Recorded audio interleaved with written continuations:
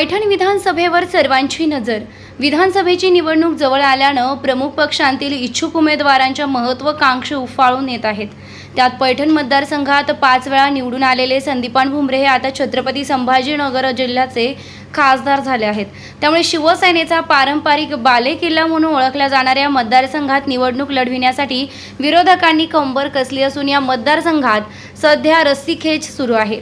दुसरीकडे इच्छुक असलेल्या काहींनी आपापल्या पातळीवर प्रचाराला सुरुवात केल्यानं अनेकांची डोकेदुखी वाढली आहे। जागा एक अनिच्छुक अनेक असं चित्र असल्यानं उमेदवारी ठरविताना त्या पक्षाच्या श्रेष्ठींचा चांगलाच कस लागल्याने हे मात्र निश्चित आहे। 2019च्या निवडणुकीत या मतदारसंघातून शिवसेनेचे संदीपान भुमरे यांना 83,403 मते मिळाली। प्रतिस्पर्धी राष्ट्रवादी काँग्रेसचे उमेदवार दत्ता गोरडे यांना 69,264 मते मिळाली होती। या निवडणुकीत विजयानंतर संदीपान भुमरे हे रोजगार हमी योजना विभागाचे कॅबिनेट मंत्री झाले। छत्रपती संभाजीनगर जिल्ह्याचे पालकमंत्री पदही भुमरे यांच्याकडे होते। दरम्यान राज्यातील शिवसेना व राष्ट्रवादी काँग्रेस पक्षातील फुटीमुळे तालुक्यातील समीकरणे बदललेली आहेत। या बदललेल्या राजकीय समीकरणामुळे महायुती व महाविकास आघाडीतील सर्वच घटक पक्षांनी निवडणुकीच्या अनुषंगाने तयारी चालवली आहे। राष्ट्रवादी काँग्रेस शरदचंद्र पवार पक्षानं पैठण मतदारसंघावर दावा केलाय। यावरून तालुक्यातील राजकीय वातावरण तापलंय। इच्छुक दावे करीत आहेत। असं असलं तरी यंदाच्या निवडणुकीत राष्ट्रवादीचे संजय भाऊ वाकचौरे, शिवसेनेतील ठाकरे व शिंदे गटात सामना रंगणार असल्याचं चित्र आहे। महायुती आणि महाविकास आघाडीच्या जागा वाटपाचा फॉर्म्युला अद्याप जाहीर झालेला नाही, पण सुरुवातीपासूनच दबाव वाढविण्यासाठी प्रबळ दावेदारही केली जाते आहे।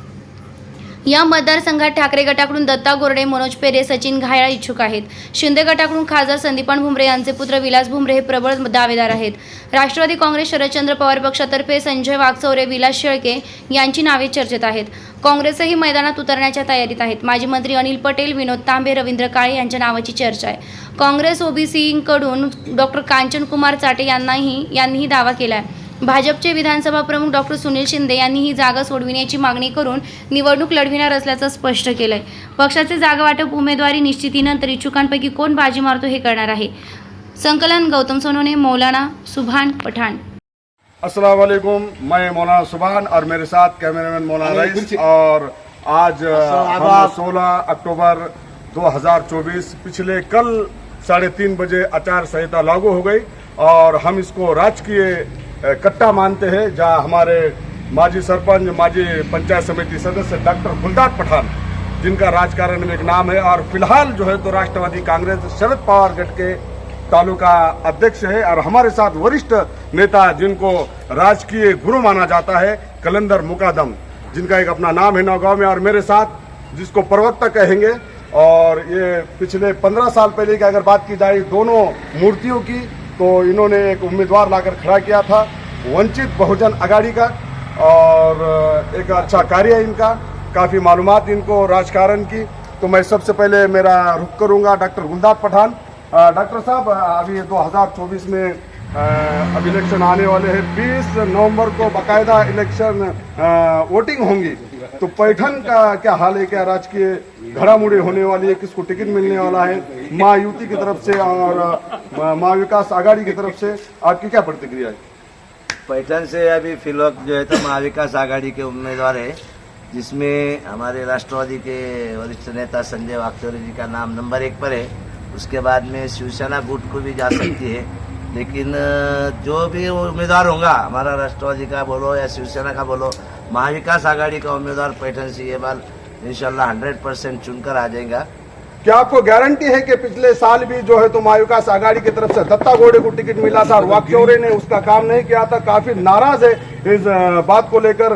काफी एक चर्चा हो रही है कि संजय वाकचौरे ने पिछले साल दत्ता गोड़े का काम नहीं किया। संजय वाकचौरे को टिकट मिलने पर दत्ता गोड़े फिर से उनका काम कर सकते या नहीं? नहीं करेंगे, सब करेंगे। पिछले साल ऐसा कुछ हुआ नहीं था, नए कैंडिडेट थे और अचानक उम्मीदवारी मिलने से उनको दत्ता जी गोड़े को वक्त नहीं मिला, जिसकी वजह से थोड़े वोट से हार हो गए थी। लेकिन ऐसा कुछ भी नहीं है। अभी हम सब मिलकर एक साथ महाविकास आघाड़ी का उम्मीदवार जिताने की 100% कोशिश करेंगे और महाविकास आघाड़ी का उम्मीदवार कोई भी हो, इंशाल्लाह ये भी इस बार चुनकर आएगा। दत्ता गोड़े की हार की वजह क्या होंगी? 2019 में क्या हो गया? क्यों हार गए? टिकट देना हुआ था उनको, जिसकी वो तैयारी में थे नहीं, और जैसा टाइम बहुत वक्त कम मिला था उनको।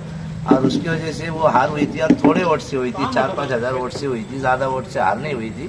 लेकिन टाइम नहीं मिलने की वजह से, प्रचार में टाइम नहीं मिलने की वजह से हार हो गई थी। ये भी हो सकता है कि ठाकरेगढ़ से सचिन घायल अगर मैदान में उतरते हैं तो वो उनको कहाँ तक पब्लिक साथ देती है, और उनका क्या, वो भी अचानक ही आए, जैसे दत्ता गोड़े अचानक आया था और वो एक उम्मीदवारी लेकर फिर उसने इलेक्शन लड़ा था। अब सचिन घायल की अगर बात की जाए तो 15 से 20 दिन हुए वो ठाकरेगढ़ में उनका प्रवेश हो गया है। तो फिर अगर सचिन घायल अगर इस चुनाव में उतरते हैं तो क्या भुमरे के लिए नुकसानदेह और भारी पड़ सकता है सचिन घायल? बिल्कुल बिल्कुल होगा। उम्मीदवार महाविकास आघाड़ी का कोई भी हो, सचिन घायल हो, मनोज पेरे हो, दत्ताजी गोरडे हो, संजय वागचौरे हो, कोई भी हो उम्मीदवार, इस साल पैठन तालुके में महाविकास आघाड़ी का उम्मीदवार भारी वोट से जीतेगा इंशाल्लाह। और जो है तो अभी सचिन घायल साहब को भी बहुत काफी वक्त मिल चुका है, कारखाने के माध्यम से उन्होंने अभी एक जस्ट सभा ली है उद्धव ठाकरे साहब की, इसलिए उनका भी प्रचार ये वो सब अच्छा है, कोई मुश्किल की बात नहीं है। इंशाल्लाह इस साल कोई भी उम्मीदवार महाविकास आघाड़ी का होगा तो चुन कर आएगा। फिर हम बहुत बहुत धन्यवाद डॉक्टर साहब, आपने एक प्रतिक्रिया दी, अच्छे विचार है। अब हम वरिष्ठ नेता हमारे डॉक्टर कलंदर खा मुकादम, जिनको काफी मालूमात पूरे जिले की मालूमात है, तो माजी चेयरमैन है सोसाइटी के, पिछले 10 साल तक वो सोसाइटी संभाली हुई है।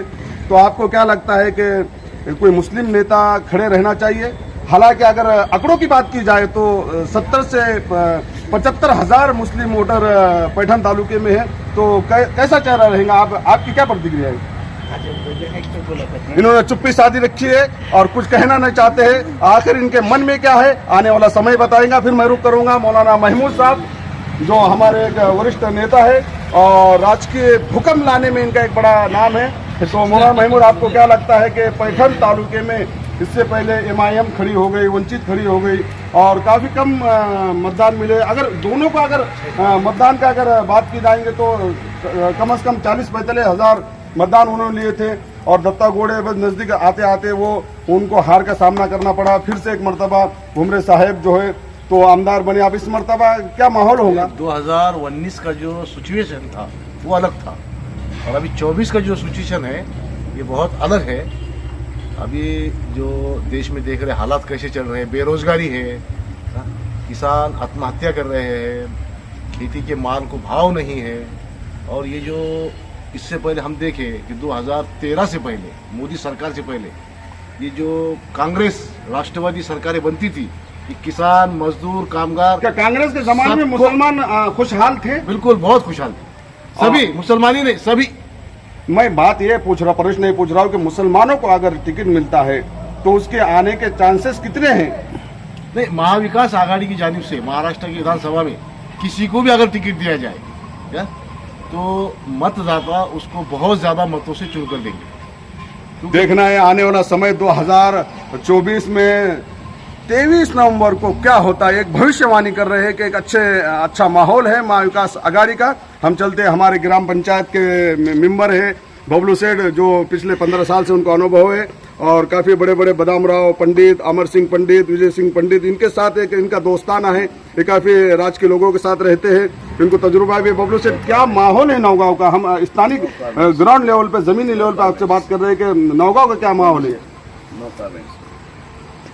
अभी ये भी कुछ कहना नहीं चाहते, उनको मालूम है कि जैसे कलंदर मुकादम पठान, इन्होंने जो है तो एक चुप्पी साधी थी। हम हमारे एक वोटर हैं जिनको राजकीय क्षेत्र से कुछ भी लेन देन नहीं, हमारे इसाक भाई जो गैरेज चलाते हैं। तो इसाक भाई, अब अगर सचिन घायल खड़े होते या दत्ता गोड़े खड़े होते, उसके मुकाबले में भुमरे खानदान का अगर विलास बापू या संदीपान भुमरे फिर से खड़े होते हैं, उनके घर में कोई खड़े होता है, तो आप किसको मतदान करना पसंद करेंगे? महाविकास